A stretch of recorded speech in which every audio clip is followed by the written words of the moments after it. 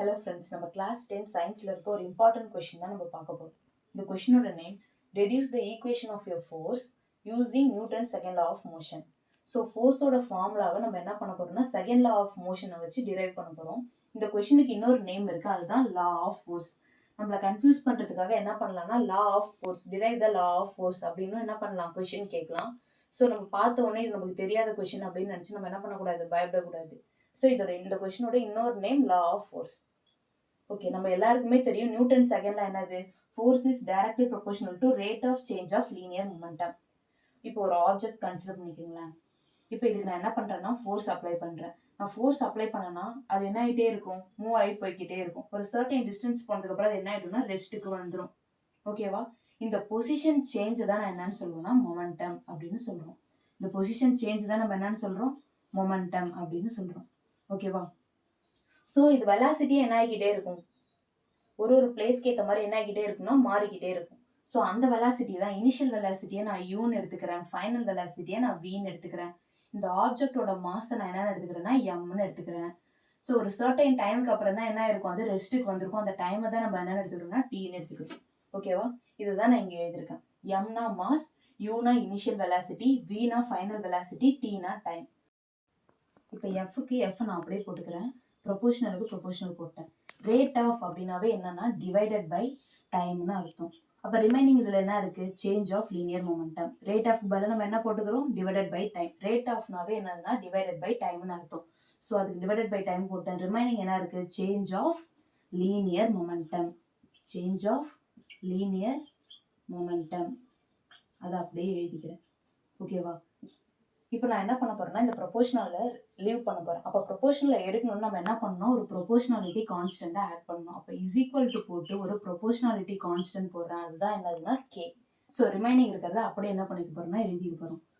Change of linear momentum divided by time என்ன பண்ண போறோம், நம்ம அப்படியே எழுதிக்க போறோம்.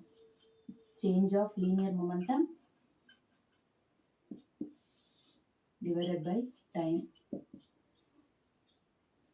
K அப்படின்றது நத்திங் பட் ப்ரொபோஷனாலிட்டி கான்ஸ்டன்ட். இப்போ நம்ம இதில் என்ன கண்டுபிடிக்கணும்னா சேஞ்ச் ஆஃப் லீனியர் மொமெண்டம் தான் கண்டுபிடிக்க போகிறோம். நம்மளுக்கு எல்லாருக்குமே தெரியும் சேஞ்சை நம்ம எப்படி சிம்பிளாக போடுவோம்னா டெல்லுன்னு போடுவோம். ஸோ மொமெண்டமோட லெட்டர் என்னதுன்னா பி. அப்போ டெல் பி தான் என்னதுன்னா சேஞ்ச் ஆஃப் லீனியர் மொமெண்டம்.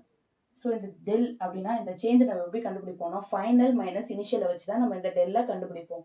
அப்போ இந்த தீர மொமெண்டம் ஃபைனல் மொமெண்டமை பிஎஃப்னு எடுத்துக்கிறேன், இனிஷியல் மொமெண்டமை பிஐன்னு எடுத்துக்கிறேன். சிம்பிள் தான். ஓகேவா? நம்ம எல்லாருக்குமே தெரியும் மொமெண்டமோட ஃபார்முலா என்ன, momentum is equal to mass into velocity. மொமெண்டமோட ஃபார்முலா என்ன, மாஸ் இன்டு வெலாசிட்டி. அப்போ ஃபைனல் மொமெண்டம்க்கு நான் ஃபைனல் வெலாசிட்டி எடுத்துக்கணும், இனிஷியல் மொமெண்டம்க்கு நான் இனிஷியல் வெலாசிட்டி எடுத்துக்கணும். இப்போ அதுதான் நம்ம இதில் போட போகிறோம். ஃபர்ஸ்ட் எடுத்தோடனே PF. PF is equal to மொமெண்டமோட ஃபார்முலா என்னது, மாஸ் இன்டு வெலாசிட்டி. இது ஃபைனல் மொமெண்டமா, அப்போ ஃபைனல் வெலாசிட்டி எடுத்துக்கணும். ஃபைனல் வெலாசிட்டி நம்ம என்னென்னு எடுத்திருக்கோம், வின்னு எடுத்திருக்கோம். அப்போ எம்வி. சிமிலர்லி பிஐ.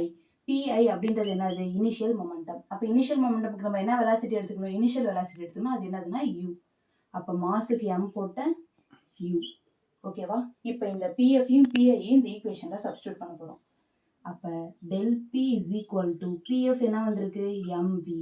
இந்த மைனஸ்க்கு மைனஸ் போட்டேன். பிஐ என்ன இருக்கு, எம் யூ இருக்கு. இது வரையும் கிளியரா இருக்கா? இப்போ இதுலேருந்து நம்ம என்ன காமனாக எடுக்கலாம்னு பாருங்க. இதுலேருந்து எம்மை காமனாக எடுக்கலாமா? அப்போ எம்மை நான் காமனாக வெளில எடுத்துடுறேன். அப்போ ரிமைனிங் என்ன இருக்குது, வி மைனஸ் எம்மை நான் காமனாக வெளில எடுத்துட்டேன். அப்போ ரிமைனிங் இருக்கிறது யூ. இதுதான் என்னோட டெல் பி. நெக்ஸ்ட் என்ன பண்ண போகிறோம்னா இதை எடுத்துகிட்டு போய் அதில் நம்ம சப்ஸ்டியூட் பண்ண போகிறோம். F is equal to K into change in linear momentum தான் என்னது, டெல் பி. டெல் பி என்ன இருக்குது இந்த இடத்துக்கிட்ட, M into V minus U divided by டைமுக்கு நம்ம என்ன போட்டுக்கிறோம்னா டி போட்டுக்கிறோம்.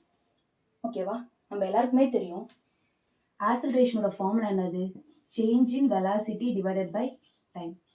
Change in velocity divided by time தான் நம்ம என்னன்னு சொல்லுவோம்னா வெலாசிட்டின்னு சொல்லுவோம். ஸோ சேஞ்ச் இன் வெலாசிட்டினாலும் அதே தான், final minus initial. So final velocity minus initial velocity. அப்போ இதுக்கு பதிலாக நம்ம என்ன சப்ஸ்டியூட் பண்ணலாம், ஏன்னு சப்ஸ்டியூட் பண்ணலாமா? இந்த v minus U divided by டிக்கு பதிலாக நம்ம என்ன சப்ஸ்டியூட் பண்ண போகிறோம், ஸோ சிமிலர்லி இது எதுக்கு ஈக்குவல்னா A is equal to P minus U divided by டிக்கு ஈக்குவல். அப்போ இதுக்கு பதிலாக நம்ம என்ன சப்ஸ்டியூட் பண்ண போகிறோம்? ஏன்னு சப்ஸ்டியூட் பண்ண போகிறோம். அப்போ F is equal to cake K போட்டேன், எம்முக்கு எம் போட்டேன். இதுக்கு பதிலாக நம்ம என்ன சப்ஸ்டியூட் பண்ண போகிறோம்னா ஏன்னு சப்ஸ்டியூட் பண்ண போகிறோம். கே அப்படின்றது நான் ஆல்ரெடி சொல்லியிருக்கேன். கேனா என்ன? அது ப்ரொபோஷனாலிட்டி கான்ஸ்டன்ட். அதுக்கு என்ன வேல்யூனா ஒன் தான் அதோட வேல்யூ. ஸோ அந்த ஒன்னை உள்ள மல்டிப்ளை பண்ணோன்னா என்ன வரும்? F is equal to M into A.